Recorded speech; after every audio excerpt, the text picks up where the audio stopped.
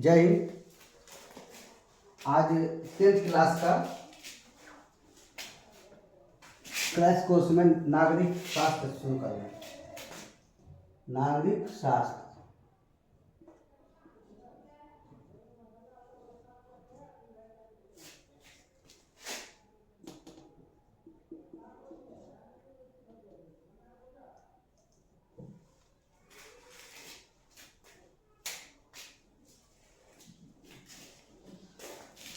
नागरिक शास्त्र को हम परिभाषा ये कह सकते हैं या ये परिभाषित कर सकते हैं कि सामाजिक विज्ञान की वह शाखा जो हमें अपने मौलिक अधिकार का अध्ययन करना, मौलिक अधिकार का कर्तव्य निभाना, साथ ही अपने देश की नागरिकता के बारे में अध्ययन किया जाने वाला है ना, शास्त्र नागरिक शास्त्र कहलाता है ना। इसके फादर ऑफ नागरिक पॉलिटिकल साइंस, फादर ऑफ नागरिक शास्त्र का पिता जो कहा जाता है वो बेंजामिन फ्रैंकलिन, बेंजामिन फ्रैंकलिन को, फ्रैंकलिन को, बेंजामिन फ्रैंकलिन दिख रहा है ना। बेंजामिन फ्रैंकलिन को फादर ऑफ पॉलिटिकल साइंस कहा जाता है। इसको पॉलिटिकल साइंस भी कहते हैं, सिविक्स भी कहते हैं, है ना। नागरिक को हम लोग सिविक्स के नाम से जानते हैं, पॉलिटिकल साइंस भी जानते हैं, पॉलिटी भी कह देते हैं शॉर्टकट में, है ना। आगे चलते हैं। अब इससे पहला टॉपिक है लोकतंत्र। पहला टॉपिक है लोकतंत्र,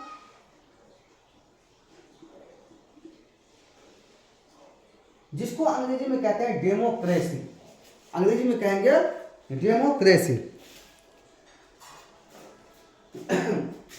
लोकतंत्र में क्या होता है? लोगों का सरकार, लोक प्लस तंत्र, लोक प्लस तंत्र। दरअसल इंग्लिश में जो ये डेमोक्रेसिया वर्ड बना है ना, ये डेमोक्रेसिया इंग्लिश में कहते हैं डेमोक्रेसी, डेमोक्रेसी कहते हैं, है ना। डेमोस का मतलब होता है कैसे लिखते हैं, हिंदी में लिखते हैं डेमोस अक्रेशिया, क्रेशिया, है ना।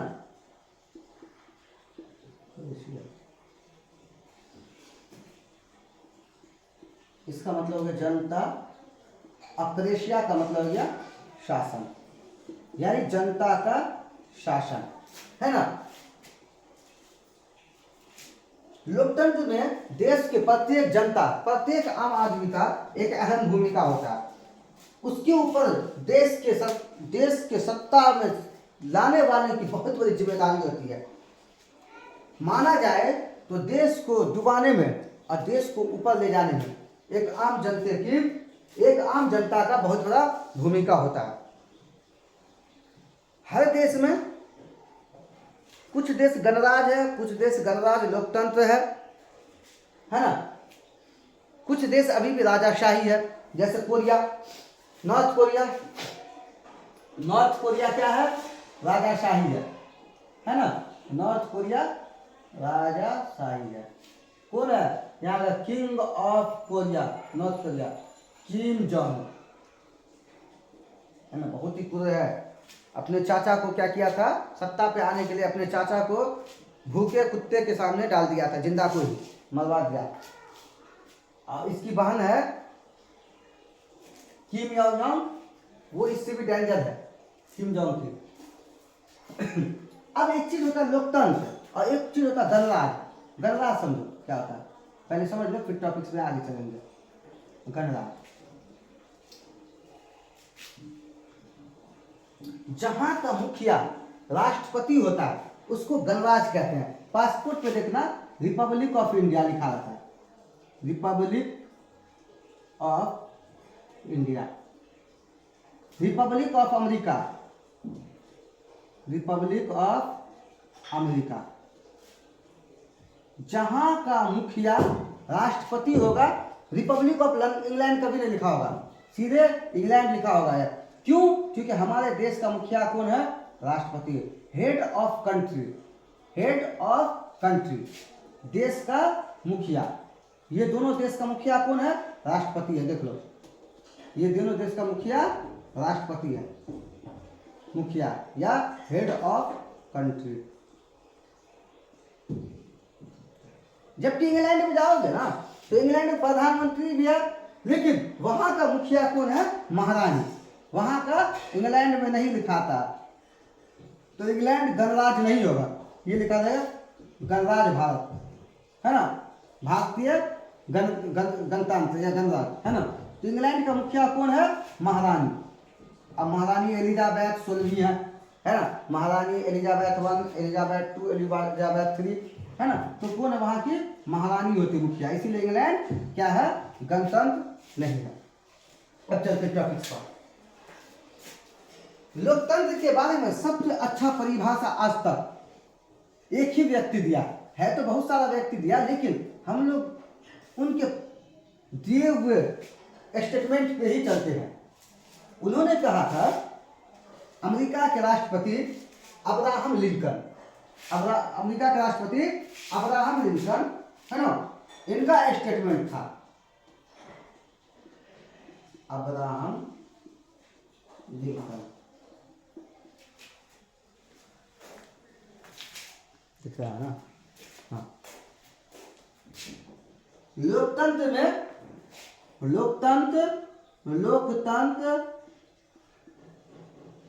जनता का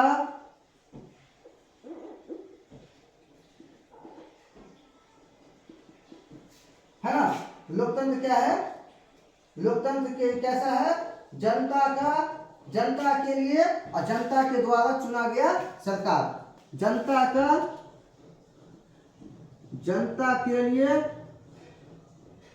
और जनता के द्वारा चुना गया सरकार।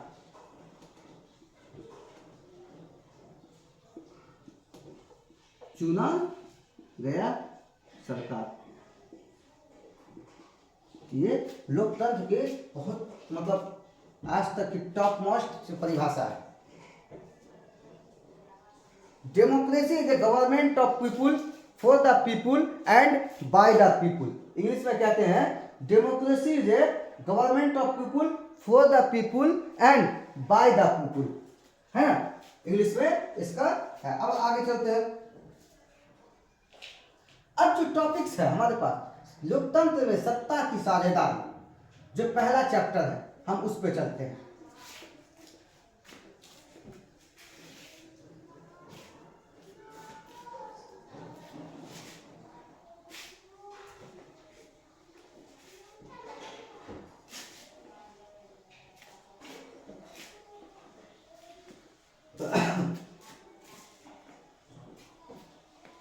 सत्ता की साझेदारी।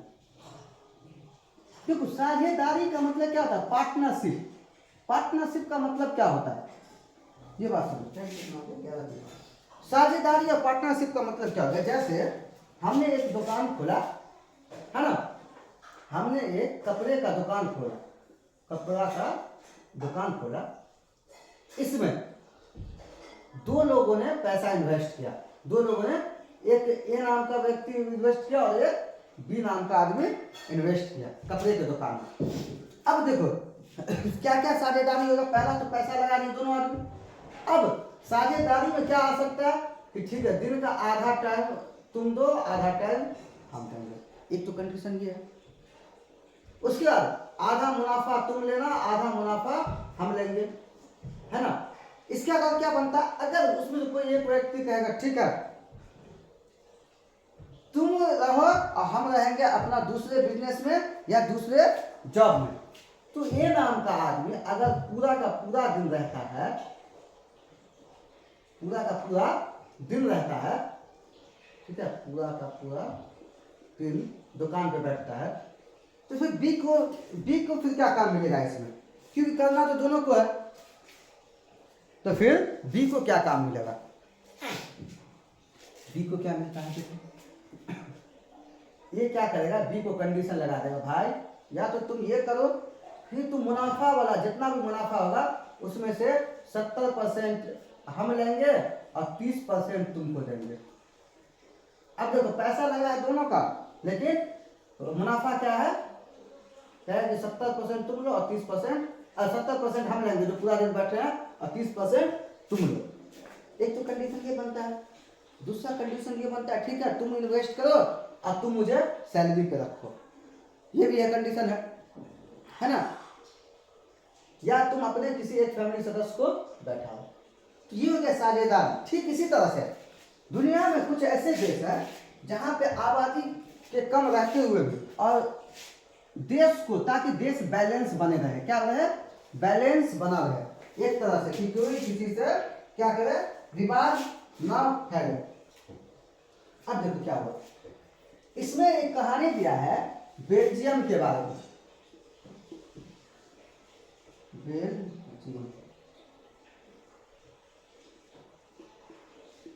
बेल्जियम के बारे में कहानी दिया, क्या दिया है बेल्जियम के बारे में कहानी? बेल्जियम यूरोप का एक देश है। ये किसका? यूरोप का एक देश है। यूरोप का एक देश है। यहाँ जो है ना बहुत ही कम आबादी है। हमारे देश का जो एक राज्य है हरियाणा, उससे थोड़ा सा लगभग उसी के आसपास जनसंख्या बेल्जियम का है ना।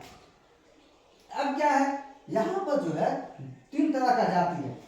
एक देखो कौन सा है, एक तो है डच भाषी व्यक्ति, 3 तरह का आदमी है। देखो डच भाषा बोलने वाला है, दूसरा है फ्रेंच भाषा बोलने वाला, और तीसरा जो है जर्मन भाषा बोलने वाला।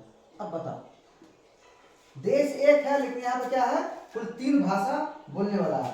सबसे ज्यादा जो है 59% है डच का, है ना, और इसका 3-4% है जर्मनी का शायद, है ना। और क्या कह रहे हैं, अच्छा हाँ नहीं, फ्रेंच भाषा 40%, तो कितना हो गया, 40 और 50 90 99, तो जर्मनी 1% होगा ना, है ना। कुल मिलाकर के इस तरह से वहां पे भाषा बोलने वाले हैं, है ना। अब देखो क्या होता है,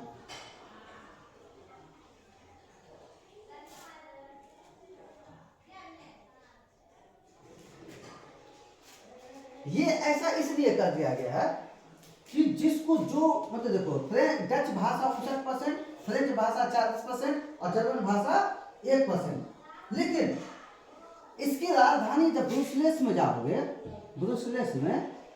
इसकी राजधानी जब ब्रुसेल्स में जाओगे तो फ्रेंच 80 और डच 20 मिलेगा। फ्रेंच 80 और डच 20% मिलेगा, है ना। डच क्या है, 20% मिलेगा। देखो उल्टा हो गया, लेकिन ऐसा इसलिए है क्योंकि ताकि इस देश को क्या करें, बैलेंस करके रखें, है ना। देखो उसी की राजधानी में डच से ज्यादा हो गया और फ्रेंच का ज्यादा हो गया और डच का कम हो गया। कहाँ, ब्रुसेल्स में, बेल्जियम की राजधानी। इसको लेकर भी कई बार विवाद हुआ। तो 1973 में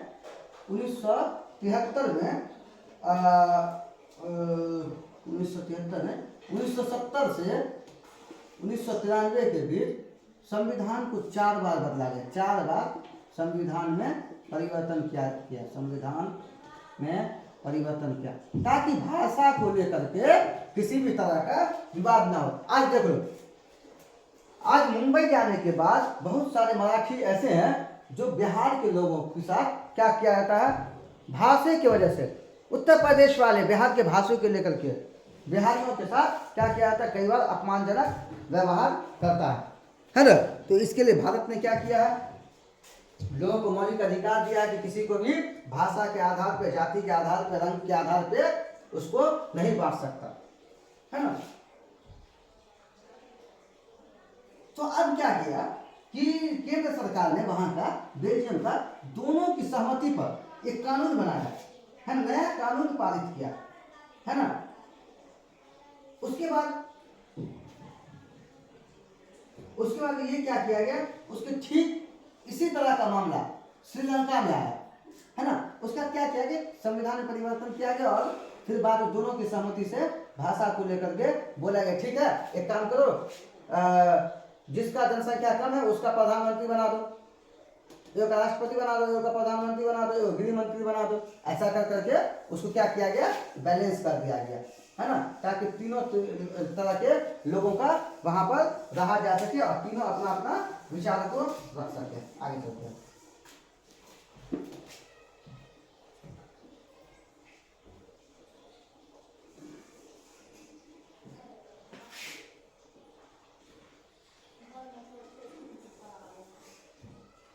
अब चलते हैं हम लोग के पड़ोसी से श्रीलंका की बात करते हैं।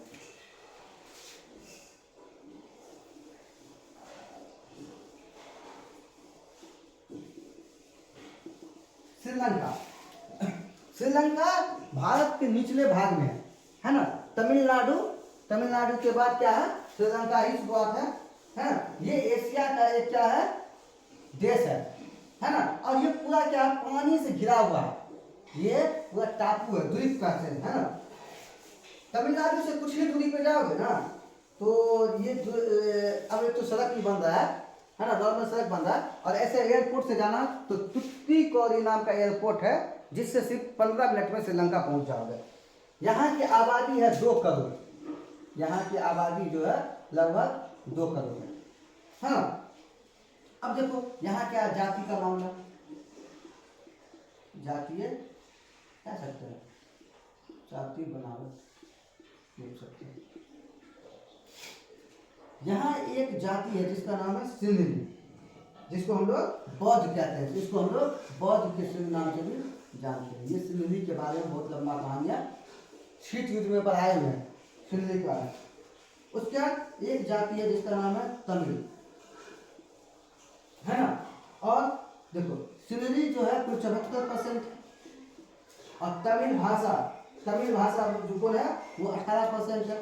सिंहली में जो सिर्फ बौद्ध है ज्यादातर, और तमिल में क्या है, हिंदू भी है, मुसलमान भी है। और देखो भारत में तमिलनाडु जाओगे तो तमिल बोला जाता है, मुसलमान भी है और अदर और दूसरे जाति भी, हिंदू है, मुसलमान है और दूसरे जाति भी है ना। जबकि मूल तमिलवासी जो है वो 13% है, जो 13% है ना। अब भारतीय तमिल, भारत में जो तमिल भारतीय तमिल 5% और ईसाई 7%। ये भारतीय तमिल जो है ना बंधुआ मजदूर बन करके गया था, मतलब यहाँ से आदमी को तमिलनाडु से आदमी सबको ले गया था, समझे, खरीद करके। अब बंधुआ मजदूर का मतलब होता है, बताए थे रूस की क्रांति में, कि ऐसा मजदूर जिससे काम कराने की कोई सीमित मात्रा ना हो, है ना, उसके काम के बदले मतलब समय का कोई लिमिट ना हो, उसको या तो बिना पैसे का या मामूली पैसा दे करके, है ना, काम करवाया जाए। ऐसे मजदूर को बंधुआ मजदूर कहते हैं, है ना। जिसको बहुत कम पैसा या बिना पैसे पे काम करवाया जाए, अधिक से अधिक काम करवाया जाए, ऐसे मजदूर को बंधुआ मजदूर कहते हैं। देखो सिंहली बौद्ध 74%, तमिल 18%, मूल वहां का जो वो 13%, भारतीय तमिल 5% है ना। और भारतीय तमिल 5% है और ईसाई 7% है ना। लेकिन आए दिन इन लोगों इस सब के बीच नहीं, इसके बीच और इसके बीच क्या होता है, टकराव होते जाता है। आए दिन क्या होता है, टकराव होता है ना। सिंहली का है 74% है और तमिल का 18% है। आए दिन क्या होता है, सिंहली का और इसके बीच टकराव होता है। सिंहली का हमेशा क्या होता है, दबदबाव चलता है। इसी वजह से ना तमिल वाला जो एक संगठन है Liberation Tiger of Tamil Eelam, ये लोग मिलकर क्या किया, सोचा क्या कि हम अपना सरकार ही बना रहे या देश ही अलग कर रहे, है ना। इसी यही है तमिल, है ना। इन लोगों के साथ क्या हुआ, ये विद्रोही है ना, इन लोगों के साथ बहुत ही गलत हो रहा है, तो ये लोग सोचा कि हम अपना है क्या करें, बना लें। अब जिसकी जनसंख्या, जिसकी लाठी उसकी भैंस, सिंहली ज्यादा है तो यहाँ का राष्ट्रीय भाषा सिंहली बनाया गया, है ना। सरकारी नौकरी में सिंहलियों को प्राथमिकता दिया गया। उसके साथ ही सरकारी कॉलेज में सिंहलियों को छूट दिया गया, स्कूलों में सिंहलियों को छूट दिया गया, तमिल को छूट नहीं दिया गया। उसके साथ ही बौद्ध धर्म को संरक्षण भी दिया गया। लेकिन क्या हमारे देश में ऐसा है? नहीं है। हमारे देश में क्या है कि अगर कोई कमजोर वर्ग का हो, मान लो मुसलमान भारत में 11% लगभग अल्पसंख्यक में आता, तो इसको क्या किया गया? इसको बहुत सारी सुविधा दिया गया। यहाँ तक कि माइनॉरिटी लिखने को उसको एक अलग से छूट भी मिलता है, जो हमारे संविधान में दिया गया। लेकिन यहाँ क्या है कि संरक्षण भी बौद्ध को, छूट भी बौद्ध को, भाषा भी इसका, जबकि भारत में ऐसा नहीं। इसको लेकर के आए दिन क्या होता है, कुछ ना कुछ टकराव होता है। इसकी वजह से सरकार और राजनीति के बीच आए दिन क्या होता है, हमला होता रहता है ना। खुद की राजनीतिक पार्टी बनाना चाह रहा कौन? तमिल वाला, जैसे बताया कि लिट्टे बनवाया, है ना। उसका तमिल वाला भी कहता है कि ठीक है तुम राष्ट्रभाषा नहीं बना सकते हो, कम से राजभाषा बना दो, कम से कम क्या करो, राजभाषा बना दो, है ना। राष्ट्रभाषा नहीं बना सकते हो, राजभाषा इसको बना दो। साथ ही शिक्षा रोजगार को समान अवसर दे। अगर आप इसके लिए कोटा निकालते हैं कि ठीक है तुमको 60 नंबर पे कोई एग्जाम पास करोगे, तो हमारे लिए भी उसी तरह का रखो। तो हम लोग को क्या किया गया है, 60% प्लस 70% सैलरी को, अब बाकी 30% मुसलमान, हिंदू, भारतीय तमिल और ये वहाँ का जो मूल तमिल है उन लोगों का जो डाल दिया गया। तो इन लोगों ने कहा कि ऐसा शिक्षा में भी या रोजगार में भी हमें क्या करो, छूट दो। अब क्या हुआ, पहले ही बता दिए, कितना बार मैं बोला तमिल वाला कि भाई हमको सुविधा दो, सुविधा दो, लेकिन ये नहीं माना। उसके वजह से क्या हुआ, यहाँ एक अपना संगठन बना दिया, जिस संगठन का नाम था LTT, liberation Tiger of Tamil Nadu. और इसके वजह से आए दिन सरकार और लिट्टे के बीच क्या होता आता है, सरकार इसके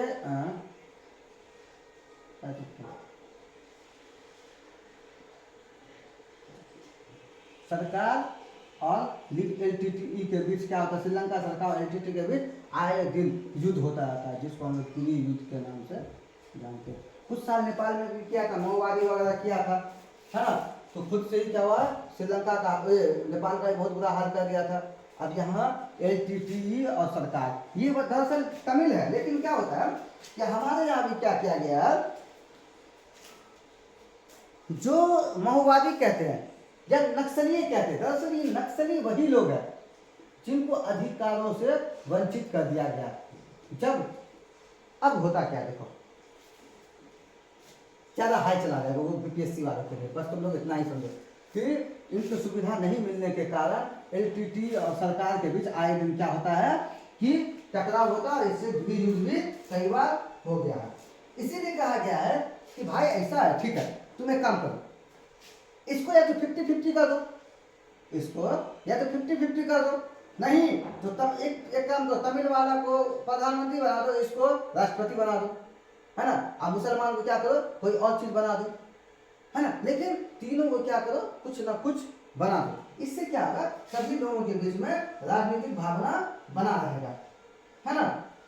क्या होगा, सभी लोगों के बीच राजनीतिक भावना बना रहेगा, है ना। लेकिन यहाँ पर तो क्या है, धर्म सापेक्ष चल रहा, धर्म निरपेक्ष नहीं चल रहा, है ना। क्या चल रहा, धर्म सापेक्ष चल रहा। मान लो बौद्ध को बना दिया राष्ट्रपति, तमिल को बना दिया, तमिल में हिंदू भी आता है, हिंदू ही है दरअसल वो, है ना, जो तमिल में हिंदू भी है, उसको बना दे प्रधानमंत्री वहां का। अब कोई अगर एक पोस्ट दे दे मुसलमानों का तो वो भी खुश हो जाएगा, है ना। तो इससे क्या होगा कि पूरी श्रीलंका बैलेंस हो जाएगा। लेकिन उसमें अभी भी आए दिन कुछ ना कुछ खटपट होता रहता था, अभी जाकर के कुछ शांत है। अब चलते हैं एक अगला टॉपिक, समझना भी है, और कोई प्रॉब्लम हो तो कमेंट बॉक्स में, कमेंट सेक्शन में डाल देना है, किसी भी तरह का कुछ पूछना हो तो। अब हम अपने देश में चलते हैं, ठीक है। शासन, या हम एक टॉपिक है जिसमें चलते हैं शासन का बंटवारा, शासन का बंटवारा। देखो क्या शासन बंटवारा, बंटवारा लिखा है। इसको दो भागों में बांटा गया, शासन का बंटवारा दो भागों में बांटा गया, क्षैतिज बंटवारा और स्तरीय बंटवारा।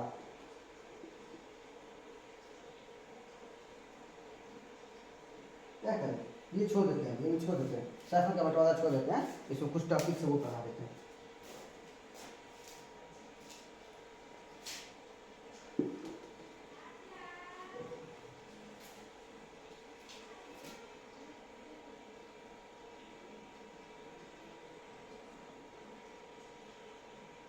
पहले एक टॉपिक है जिसका नाम है धर्मनिरपेक्ष।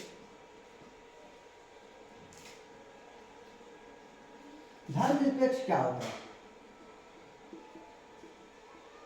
धर्मनिरपेक्ष राष्ट्र अगर पूछे तो धर्मनिरपेक्ष राष्ट्र का मतलब क्या होता है?